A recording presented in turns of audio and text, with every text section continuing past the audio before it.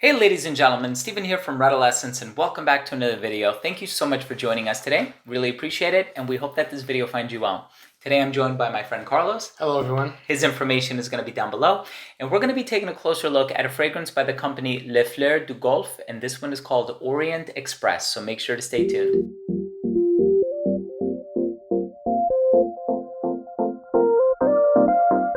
Now, before we begin our review of Orient Express by Fleurs Du Golfe, we do want to mention that if you are a fan of fragrance-related content, if you like fragrance reviews here on YouTube, but also top 10 videos, giveaways, unboxings, and pretty much anything having to do with fragrances, please do consider supporting this channel and our channels by subscribing to it. Again, Carlos's information is going to be down below, and also make sure to enable notifications by clicking on the bell icon. So the brand is called Fleurs Du Golfe, which means the Gulf flower, so it's inspired by the Gulf region, and this brand wants to take the best smells from the East and introduce them to a new audience. So this one is called Orient Express, so I was expecting it to be a little bit more dark and rich and maybe perhaps on the sweeter side, the oriental side, of course, a little spicy as well. And when I read the narrative of the fragrance online, it's all about conveying a sense of sweetness, incorporating or encapsulating gourmand notes, and it's supposed to remind you of having your first ice cream by the sea, which is a pretty unique narrative. Interesting. It's definitely fruity. Yeah. It's fruity, a bit sweet, but not cloying sweet. Actually, still the opening. It's fruity and bright and fresh. Yeah, it is. So it has lychee and cherry, so it has a couple different fruit notes in there. I would say I'm probably getting more of the cherry than anything else, and I don't know quite what it is. I know on the narrative it said that it's supposed to remind you of an aspect of your childhood. Sure enough, it does, but it doesn't remind me of eating ice cream, but I'm really trying to nail it down. I don't know what it is, but it is certainly reminding me of something that I've smelled before when I was much, much younger, probably high school or something like that. So it does open up with that lusciousness of cherry, but it's a cherry very different from other cherry fragrances that I've tried, whether we're talking about Tom Ford's Lost Cherry or any other variation of cherry on the market. So it is a unique scent. It almost has, tell me if you agree with me, almost kind of like a bubblegum-like appeal to it. I was going to say candy-like.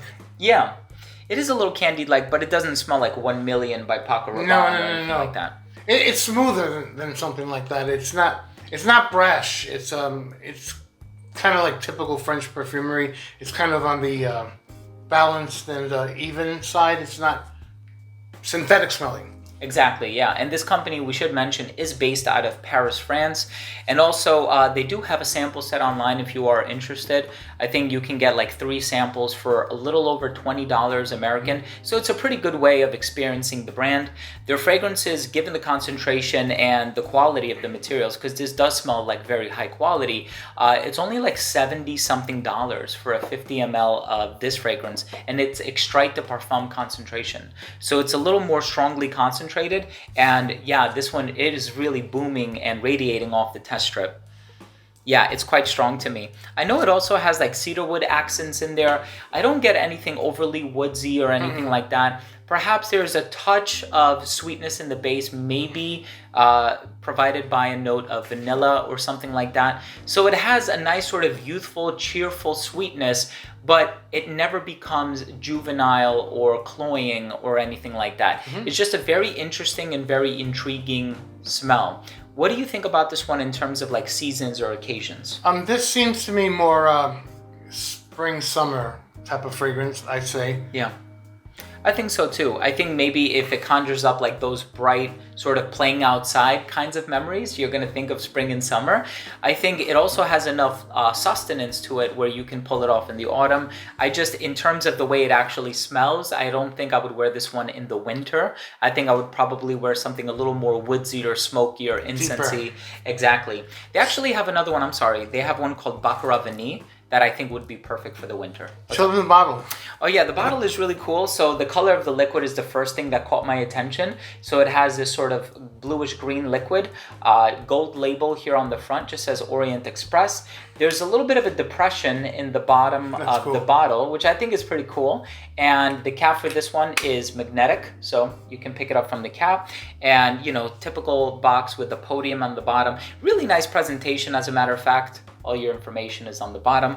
So I like it when companies put in a little more effort, especially for such an affordable fragrance. If we're discussing, $70 range, that's like designer level pricing, but niche quality in terms of smell. I really do like when they put in that extra effort into the presentation. Sure. But not only that, the smell is unique. I've never smelled anything like this before. It's not derivative. It doesn't smell like it was inspired by anything. It smells really, really nice. It's really nice. And if you are a fan of fruity fragrances, but you want to stray away from the typical fruits that are being utilized on the market, the peaches of the world, the apricots of the world, you want something unique, and I feel like the cherry and the lychee really do that for this fragrance. I think that if this was unisex, masculine, feminine, it's gonna lean a little bit feminine, I think.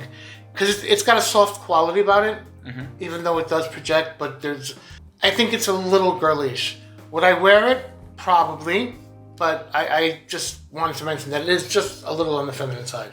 Okay. If anyone's concerned about that. Yeah, for me, it's right down the middle, I think, but I can see how definitely having more fruits than, those masculine woodsy ingredients would put somebody in the mindset of that. I think had it been a little bit more floral, though, I was that just would have been thinking overkill. that. Yeah. I said if it had some florals, it'd be more I'm talking a little bit like one of my hairs on the feminine side. What hairs? I'm kidding. But no, it's an awesome scent. It is. I really hope you have the opportunity to check it out. Once again, I will be leaving the information down below to where you can check out this fragrance. Also, Carlos's information is going to be down below as well. So definitely make sure to check him out. Give him a sub, check him out. Give him a sub, check him out. Give me a sub, check me out. Kidding, that was silly.